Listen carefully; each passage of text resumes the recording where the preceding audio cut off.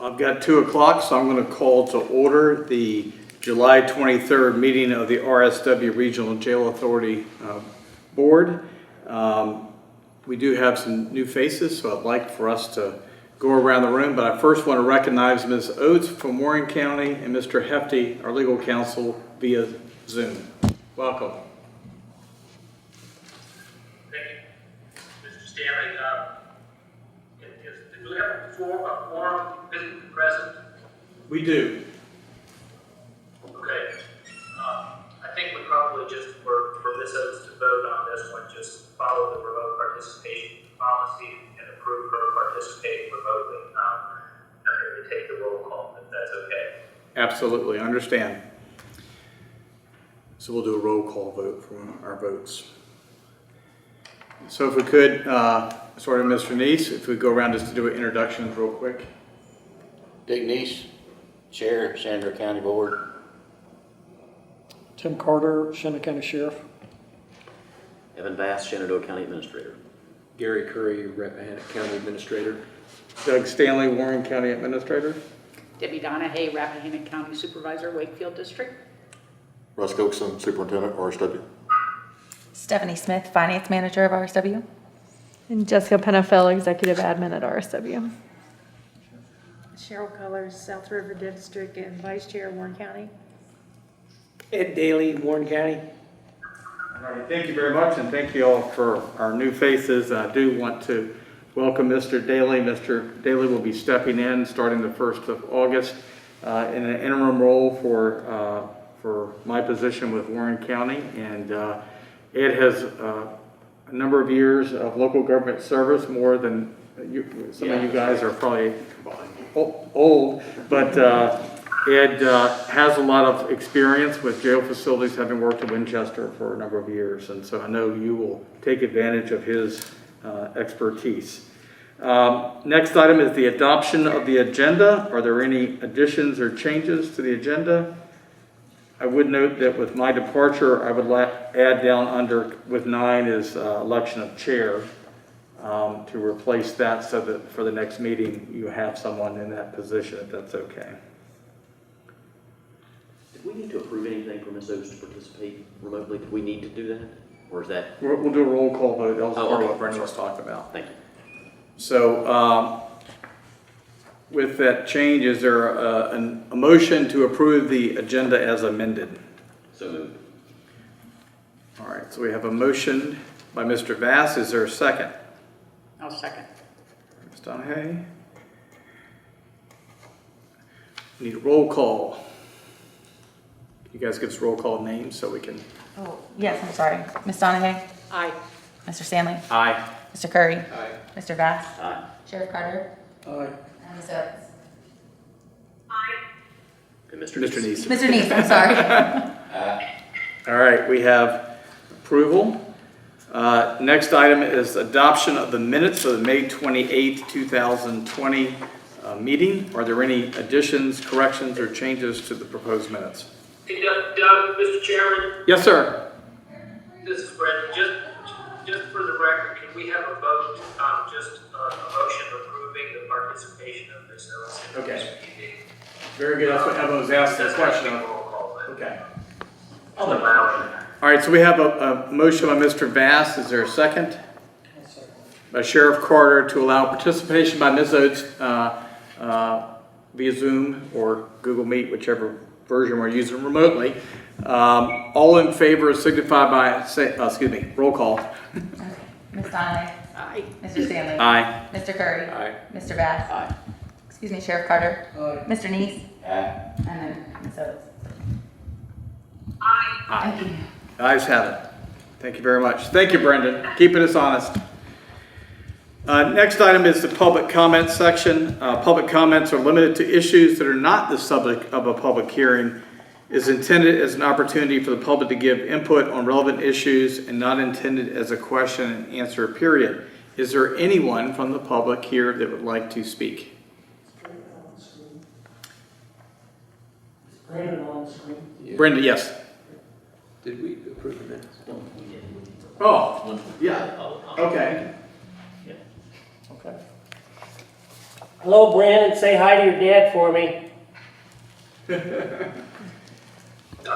Ed, I absolutely will. All right, hearing none, we'll skip the public comment. We need to go back. We had we got sidetracked. So we need the motion to adopt the minutes. I'll make a motion. Sheriff Carter, is there a second? Second. Mr. Bass. Roll call vote. Ms. Dominic? Aye.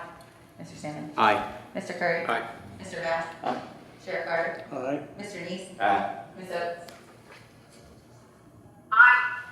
Very good. Ayes have it. Minutes for the May 28, 2020 meeting are adopted. Next item, comments from board members and legal counsel. Any comments from board members?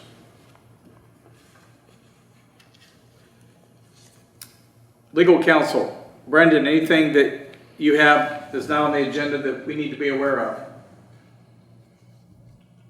Just generally awareness that the General Assembly is going to reconvene for a special session on Tuesday, August 18th to take up budget impacts from the COVID pandemic and police reform legislation. So just be aware of that.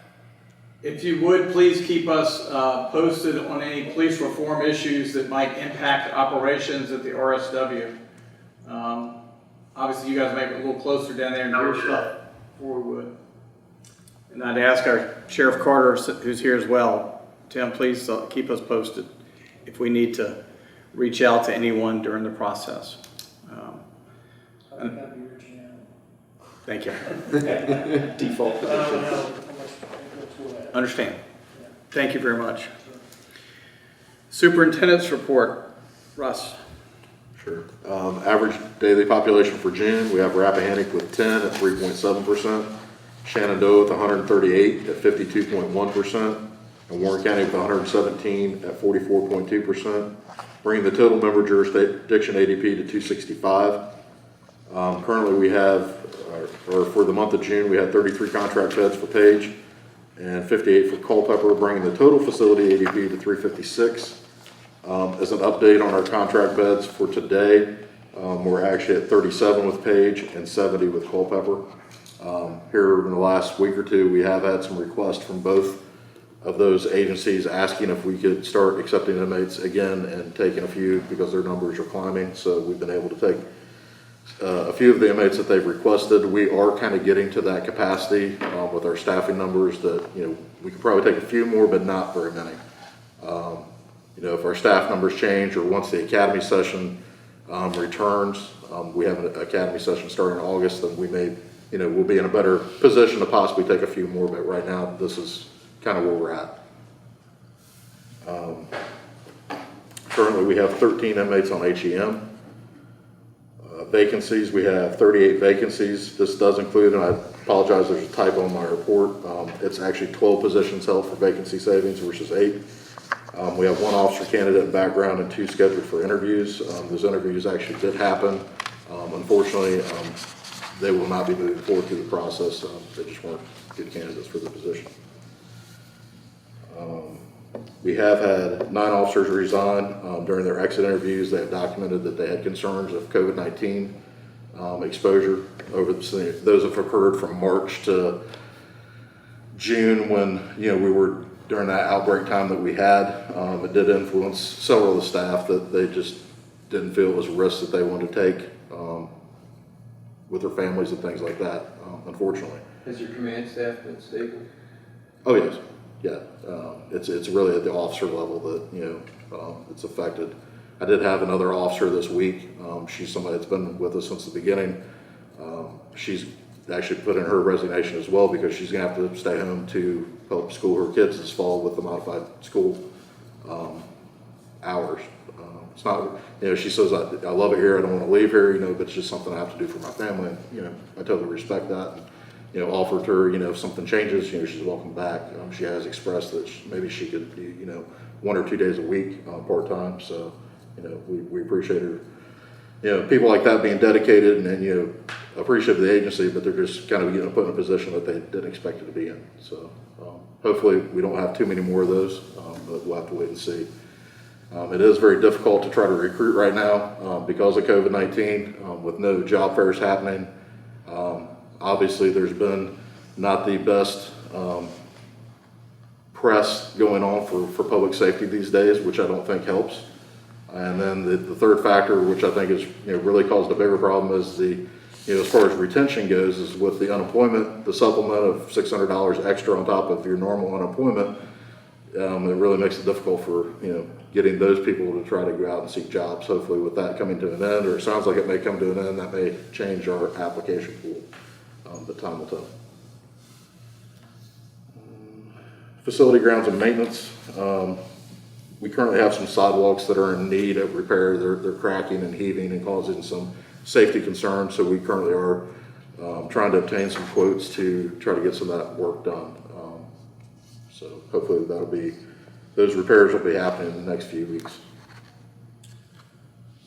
Inmate programs and services. As many of you have seen, we have started our workforce team back out working in the community, cutting grass, doing litter pickup, working at the parks.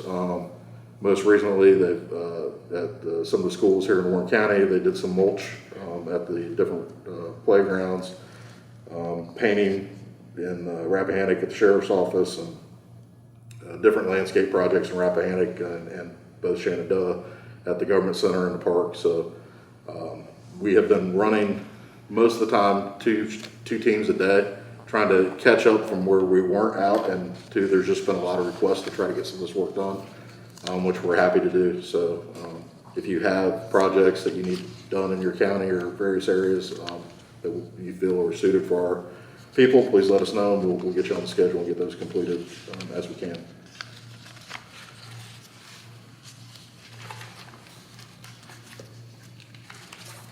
I just want to thank you, Russ. I know, this time of year, we're always scrambling, trying to get school facilities up, cleaned up, ready to run for the new school year. And of course, we'll figure out what that is here soon. But I know, we had new mulch coming in. Y'all got in there to help us get the weeds out and get things cleaned up. And we really appreciate y'all stepping up and helping us out with that stuff. In other news, we did put out a press release back on July 13th. We did launch our new inmate visitation system, which we were not having visitation during the COVID outbreak since March. So the tensions were getting high. We were actively kind of, once we saw it wasn't going away soon, then we were looking for ways to try to make sure we could continue to have visits. So we looked at some other jurisdictions, systems they had, and we were able to work with our inmate phone provider who partnered with iWeb Visit to actually retrofit our current system to modify it so that they could actually conduct visits over the web into the facility. Those visits are monitored by our staff and by iWeb to make sure that things are operating the way they should, and nefarious things hopefully aren't happening, and they're still following the same rules as if they were coming to the facility. So far, it's been a big success. There's been a lot of positive comments from the family and from the inmates. One, they're having visits again, and just the ability to be able to connect with their family members is important on both sides, I think. So we're glad that that's happening, and we will continue on with that. There is a fee for that, of $4 for 15 minutes, which we were wondering how that was going to be received, but there's actually been no negative comments back. You buy a couple gallons of gas to get to and from the facility, you're right there, probably spending the same kind of money, but now you have the convenience of being able to get on your phone or tablet or laptop at home and be able to conduct the visit. It's being monitored. If a visitor is trying to drive and have a visit, they immediately send them a text that shows up on their screen. You need to pull over, the visit will cease. So there's a lot of functions in there to try to make it be as safe as possible. This system is in several facilities across the United States. I think they are the oldest company that's been doing these types of systems. So so far it's been a success, and we hope it continues. Official COVID-19 update, we have no active cases or symptomatic staff or inmates, and we have not since June 15th. So we hope that continues and everyone stays safe. That's all I have. Thank you, Russ. Any questions for the superintendent? All right. Financial report, Stephanie. Just over $466,000 was received from the Compensation Board in June for the May 2020 salaries and benefits reimbursement, of which just over $110,000 was for vacancy savings. Contract bed rental billing for June was just under $60,000 from Culpeper and just under $40,000 from Page County. The total bed rental revenue for FY20, including revenue from medical, housing, commissary, and telephone fees, is $2,074,080.95, which is an updated figure from what was in my report, but we've finished all of the reporting, so that's the official end of the year number for that. June marks 100% of the year. Expenditures are at 90.15% used, and revenue is at 95.72% realized. There are some expenditures and revenues that will be received post-year, so these percentages do not reflect the final amounts for the year. Also to note, as you can see in the attached revenue report, the FY20 reported revenues appear lower than they actually are due to the credits to localities from FY19. This issue appears every year, but I'm currently working to find a way to resolve this reporting optics issue in the future so that our revenue report can reflect more accurate numbers. The money's there, it's just in this report, it looks different. Mary Earhart and her team plan to continue the accounting review of FY20 on August 6th, and the audit with RFC has been scheduled to occur in the last week of September. That's all I have. If you would, please, I won't be here, but make sure they do a good job of looking at the sampling, like they did last year, of looking at our major vendors, just trying to match up to make sure everything is correct. I think that's important for, being transparent as an organization to make sure we looked at those things. Any questions for Stephanie? I know we're past the superintendent's report, but I did forget to mention one thing. We do currently have 42 state inmates out of compliance, and that is due to the state Department of Corrections not accepting inmates from the local facilities, which is putting pressure on us, as far as bed space and tax dollars and things like that. So I don't know if there's been any discussion for that to change. We're not getting any word of that, but it would be very helpful if DOC could actually start taking some of these inmates that they're responsible for and getting them out of the local facilities. There was a discussion early on, and this was a policy decision the state made, and I don't think we're going to get any relief from that until the state feels as though they can handle COVID issues in state facilities.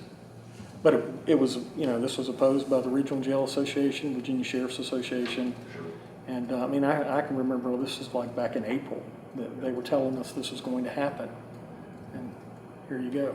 And unfortunately, the rest of us, we have to continue to move forward, but we're not seeing that on their side. So I'm not sure when that's going to happen. And those numbers I'm giving are local responsible inmates. There's no Page and Culpeper numbers in that. I think it's almost double that if we put their numbers into it. So, But I will, like I said, I'll reach out and at least make a few inquiries anyway, let them know what our concerns are moving forward. Sure.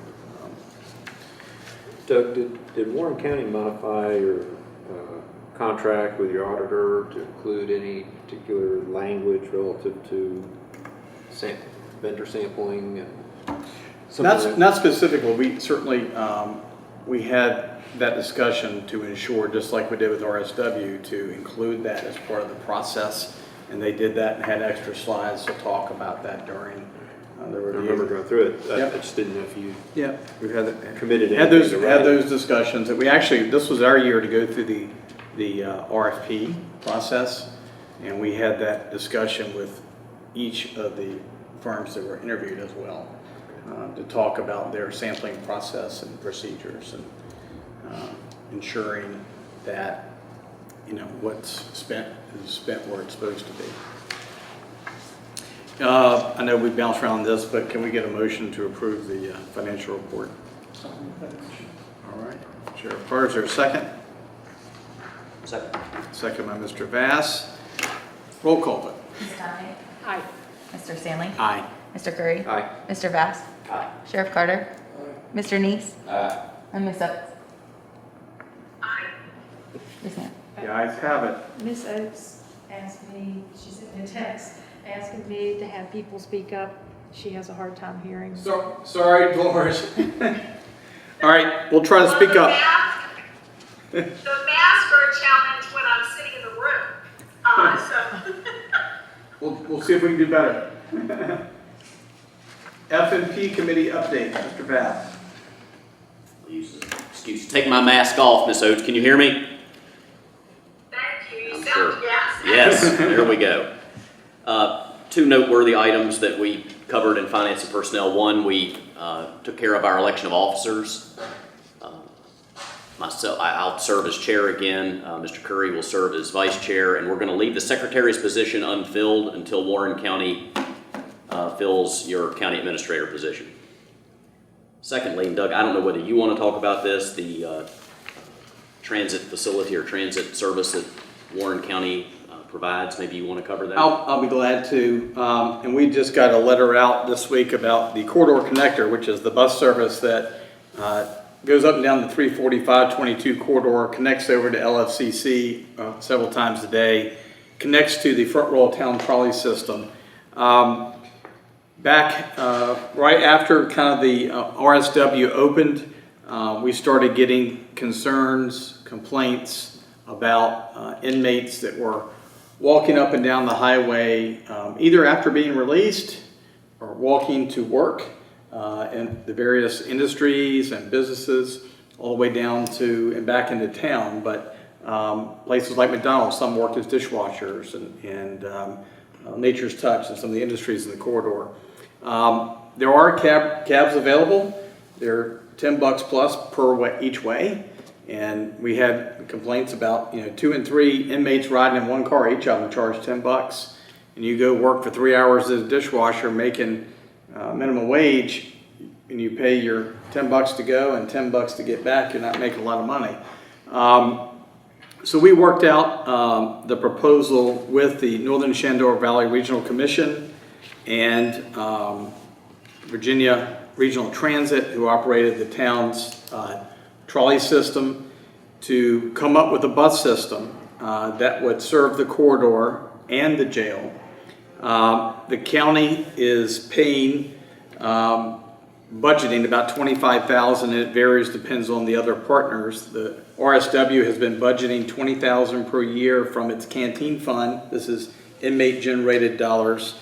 And then we have other partners. I think our total number of partners are 13 different businesses in the corridor contribute to offset the budget. So the total budget is $184,080. It's the same next year as it was for this past year.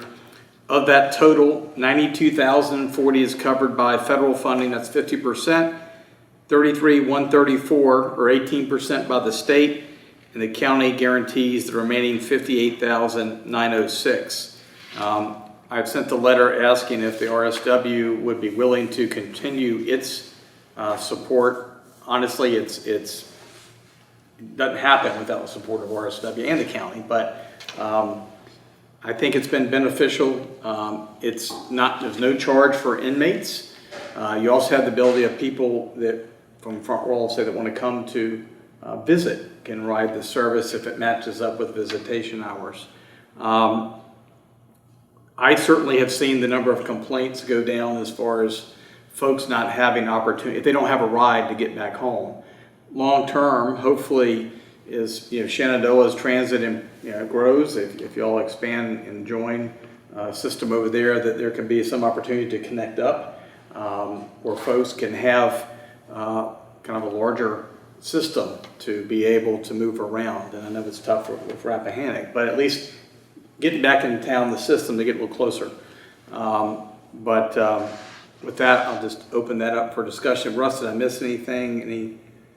No, I mean, as time has moved on, unfortunately, with COVID, we're not operating our work release program, so it's not being utilized that way. But when we are operating that work release program, I mean, I'd say it's probably 65% of those people in the program are utilizing that bus service to get to and from work. So it is a huge benefit. When we release people, a lot of times they don't have a ride or family or friends or this, that, or the other, so it is being utilized that way as well. The complaints, are much fewer now as far as people knocking on doors at the businesses or factories asking for a ride or things like that, since we've been utilizing the bus service. So it's only been a positive. And then as the chairman stated, it's not tax dollars being used. It's the money that's given from RSW is money that's generated through the commissary sales, which are supposed to go directly back to to benefit the inmates. And this is definitely a benefit to the inmates or those that have been previously incarcerated to get where they need to go. So that's all I have. No, and I would say too, I know there was initial concerns of folks of the stigma of having a stop at the jail, and I can honestly say I don't think we've run into any issues throughout the process. I think it's been very smooth, and the drivers treat everyone with respect, and the inmates as well. So it's worked. I think it's worked out very well. Yeah, I think we need to continue. Yeah. The F&P made a formal recommendation. We did. It's budgeted. Do we need action by the authority? We've always done it. Okay. Yeah, but I think maybe in the future if y'all are okay, but I think. I think the reason that it's been done that way is because of the dollar amount. Yeah. I'm limited up to $10,000 on spending money that way. So. Is there a motion to approve the request? Yeah, unless that is done all that. We just made a recommendation to the full board. Yeah. So Sheriff Carr, is that Yeah, I a don't motion? Yeah, sure. Is there a second, Debbie? All right, we have a motion and a second to approve the request for the $20,000 contribution. We're going to roll call. Aye. Aye. Mr. Stanley. Aye. Mr. Curry. Aye. Mr. Bass. Aye. Sheriff Carter. Aye. Mr. Neese. And Ms. Oates. Aye. Thank you, ma'am. Thank you. So under outstanding issues, obviously, my tenure ends here at the end of the month, in the next week, and position of chair, and I'll have a few words to say once I'm done here in a second. But so beginning August 1, we need someone else who is willing, capable, and able to step up to serve as chair of the organization. I think Russ makes it easy. There are things on a daily basis, just the processing of paperwork and signing and responding, whether it's to legal counsel and other things. It's not a huge time commitment, but you just have to be available from time to time. So with that. Doug, I'd like to, before, I probably should have said this in board member comments, but I just want to say publicly, I appreciate the work that you've done for RSW and this board in particular, managing through this process. I know you and I haven't always agreed on certain issues here with RSW, but we've always treated each other. You've always treated me with respect and decency, and I appreciate that, and appreciate the work that you've done with us. Thank you, Sheriff. I appreciate it. Sure.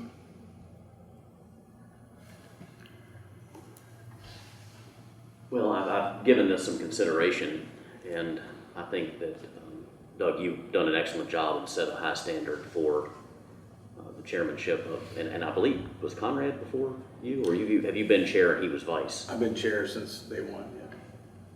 Well, then I can commend you and reward you for all of the things as chair. County administrators are available.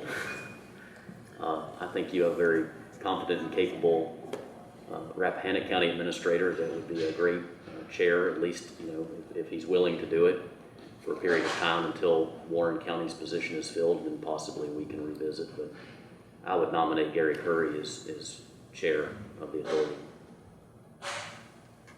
And he's not kicking me. He can't kick me. Actually, he can't reach me. I know Ms. Oates was about to say something. I just want to make sure she gets She her. might not be able to hear me. Ms. Oates, do you have something to say? Oh, no, I'm just listening. I'm Okay. Sorry. No. So we have a motion. Is there a second? I'll second it. Okay. We'll let her have that one since She's vice chair, so. Any other nominations? A motion to close. Is there a second? All right. Motions are closed. Roll call. To vote in Mr. Curry, Curry as is chairman. and I would say chair for the remainder, or for the fiscal year until the next election, unless y'all can any time choose to do something different. For the foreseeable future. For the foreseeable. Ms. Donahue. Aye. Mr. Stanley. Aye. Mr. Curry. Aye. Mr. Bass, Aye with enthusiasm. Sheriff Carter, Mr. Neese, and then Ms. Oates.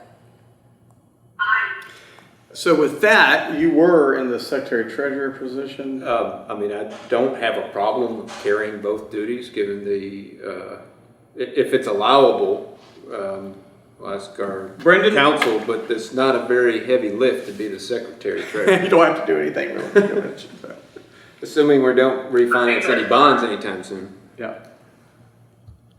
Brendan, any issues with that? You can juggle both those things. All right. That's fine with me. Everybody okay with that? Absolutely. Okay. And I do want to make just a few statements. I think it was somewhere around 2007-8. I had a call from my good friend Vince Poland over in Shenandoah County, and Vince was like, we need to do some improvements over here for jail facilities, and he knew Warren had initially been interested in the Winchester Frederick Regional Jail up in Winchester, and had pulled out, and he asked if there was any interest, and I reached out to then Sheriff McKeithern and started that dialogue, and over the next couple years, the process got rolling, and it was a involved process. Again, as I mentioned, the FMP, when you're creating a whole new unit of local government, and you've got to get various sheriffs on board, the boards on board for that, it really, it took a lot of effort. And in addition to the folks that are here and participating today, I did want to recognize certainly Bill and Brendan Hefty, who have been there since day one with that support. And I'd be remiss without mentioning both Vince Poling and Doug Walker and Mary Beth Price from Shenandoah and John McCarthy from Rappahannock who were involved in that. Chris Webb was our consultant at the time, and Chris had experience with regional jail facilities, and he was hired and brought on to work with Mosley Architects to help us guide us through the process. And I especially want to recognize Sheriff Carter, who has been here since day one with me as well. And Tim's right, we don't, it's a good, healthy relationship. You don't always come down the same side of things, but Tim and I can always work through things and for the benefit of everybody, and I appreciate that so much, Sheriff. Especially the staff, and Russ has basically been there since day one and helped us. That first year, you had Warren County staff, you had Shenandoah County staff, and Rappahannock County staff, and then you had RSW staff, and y'all have really worked over the last few years to make it a RSW staff, and that took a lot of effort on your part, Russ, and I know that. And thank you for all y'all have done to build the camaraderie and build the family atmosphere at the jail, and meet the needs of all our communities. And so with that, just thank everybody for support over the years, and good luck moving forward. Job well done, Doug. Thanks. Yes, thank you very much. Thank you. Make sure you leave your phone number available. Russ will find me. Meeting schedule, so the next full authority meeting, September 24th, 2 p.m. Y'all decide whether it's here or at RSW. And we certainly don't want to bring anything into the facility, obviously, but whatever y'all need, Russ, you just reach out to Emily and Ed, and they'll make sure you have what you need moving forward. Y'all can come to Rappahannock. Road trip. You lunch at the end? Maybe at Griffin Tavern. Yeah, maybe so. Hey, that's a little closer. I like that. That works. Anybody have anything else? We do have one thing before we adjourn the meeting.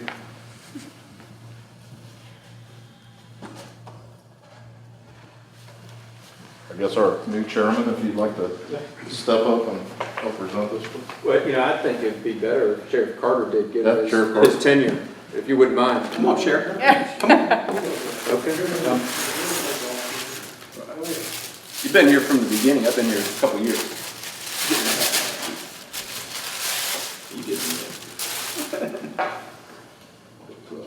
Yeah, you get real. That's pretty neat.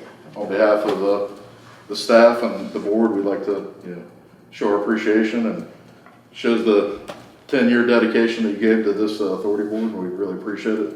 And personally, I'd like to say, your support has been invaluable. You've always been there day or night, phone call away. You've always answered the phone, always been responsive. Had good answers for me when I needed guidance, and you'd be greatly missed. That's because you just knew I was 3 miles away and I just stopped by. Thank you. Tell folks work the same way. Thank you. So with that, I'd like to adjourn the July 23rd, 2020 meeting of the RSW Regional Jail Authority Board. Thank you all very much. Thank you.